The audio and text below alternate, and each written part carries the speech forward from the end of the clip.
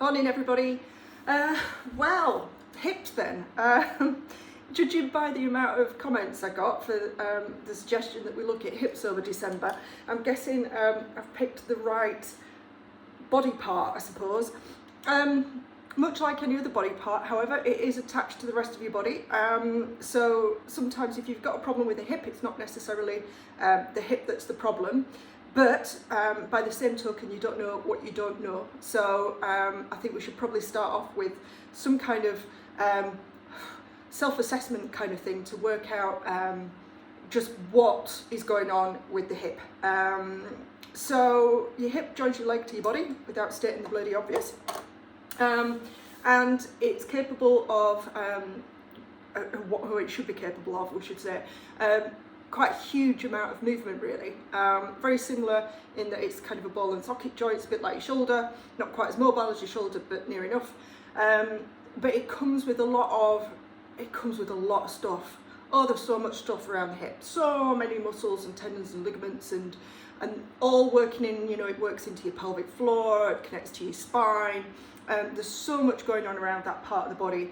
And if you are a runner, I tend to say that I'll work with pretty much anybody with wonky bodies, but I like working with runners. But if you're a runner, then your hips have to be kind of, it's where it's at for runners. We are supposed to be rear wheel drive, glutes, hamstrings, and hips all play a massive part in that. So, right, moving swiftly on then into looking at hip ranges of movement and what you've got and what you haven't got. So, this isn't meant to be about, she says tripping over a foam roller.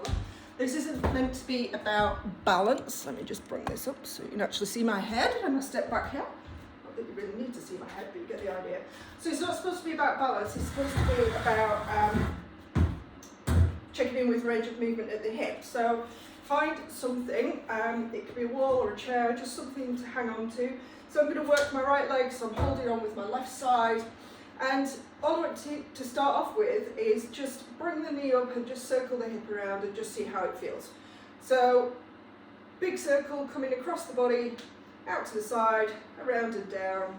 Nothing too exciting, I'm just kind of freeing it off to start with. I've not done anything this morning, so just doing a couple of circles that way and a couple of circles the other way. Not overly concerned about what they look like or how big they are per se. I'm just going in a circle to free things off. Okay, right, so if I was working like I do with people one-on-one, or a person one-on-one, I would be looking at them from all different sides to see what they do.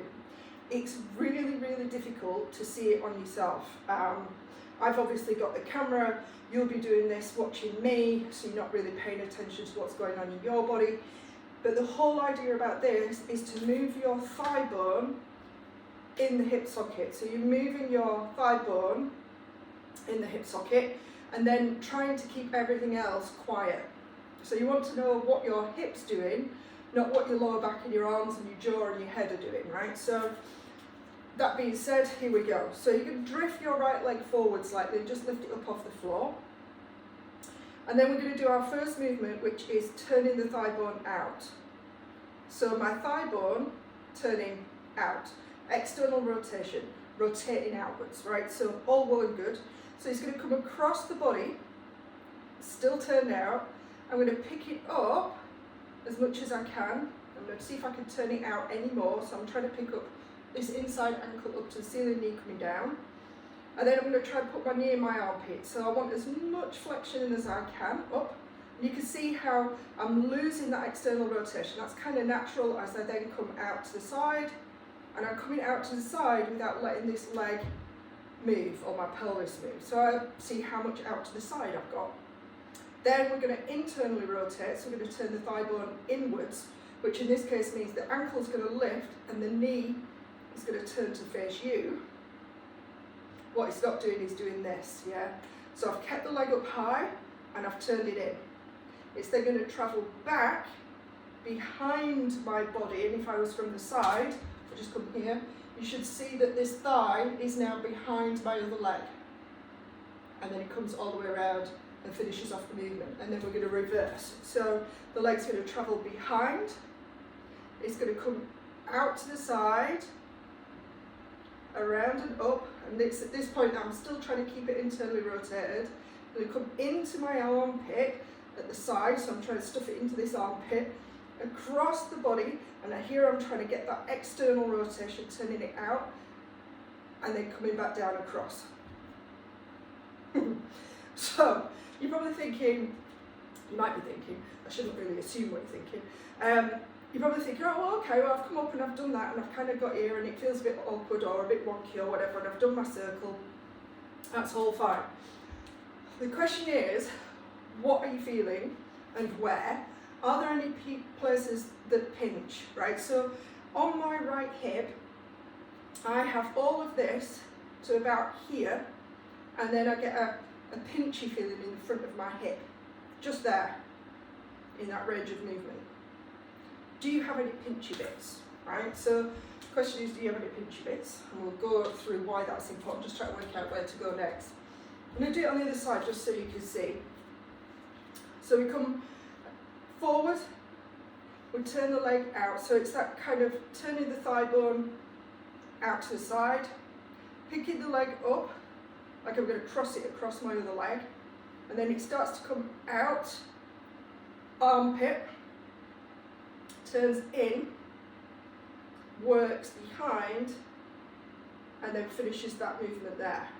Coming back, so it's away, I'm taking it behind me, I'm bringing it up, into my armpit, around, and back where it started from.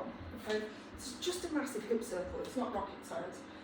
But you'd be amazed at what your body does to dodge the work. So you can see, I'm going to do my right side just quickly, so you can see I've got all this range, and it looks like I'm keeping the rest of me fairly still.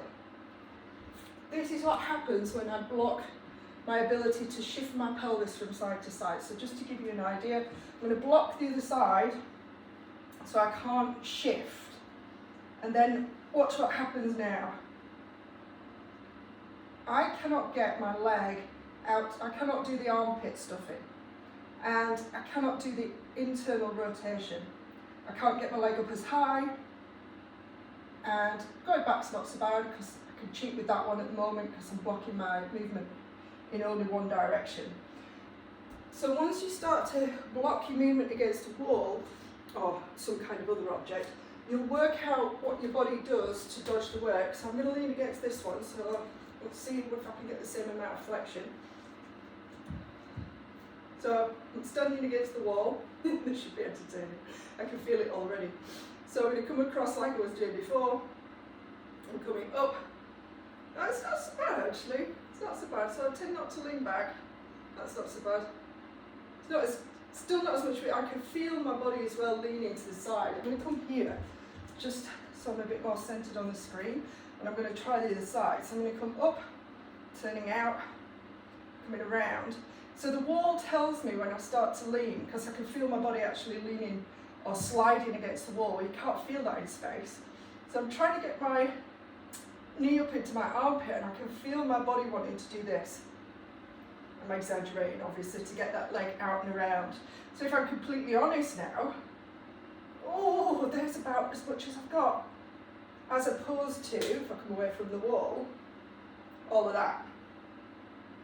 So it looks like I'm keeping my body still, but when you use a wall, a wall's probably the easiest for our purposes right now, you start to work out just how much you are using your body instead of your hip. And that might be shifting of the pelvis, arching the back.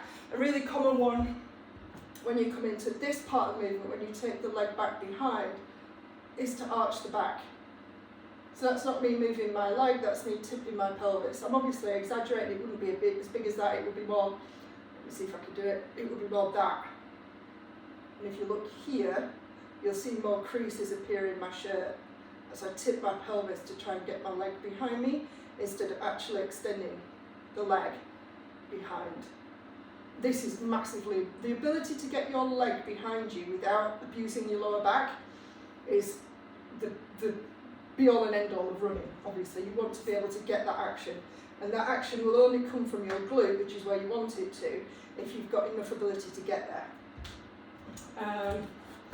So, on that basis, have a go at taking your hip through full range of movement, or what range of movement you've got, and then work out which bits are missing, and they will typically be extension and the rotation ones, either rotating out, I'm trying to demonstrate that here, either rotating out, looks like that, or in, looks like that. So with the legs out to the side, it'd be that action.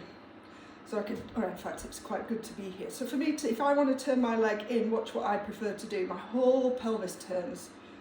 And I can make it look really big and impressive, but look what happens if I keep my pelvis still. That's all I've got. So I go from that to that by allowing my entire pelvis to move. Which in and of itself isn't, it's a great exercise for strengthening certain muscles around the hips. But what we're after is working out exactly what's going on with your hips at the moment. So play with that, and then over the next few days we'll cover some of the questions that you've already answered. I'll answer some of the questions that you've already asked in the group, and perhaps we'll do some myth busting as well around certain things like leg length discrepancies and pelvic tilts. I have a lot to say about those things.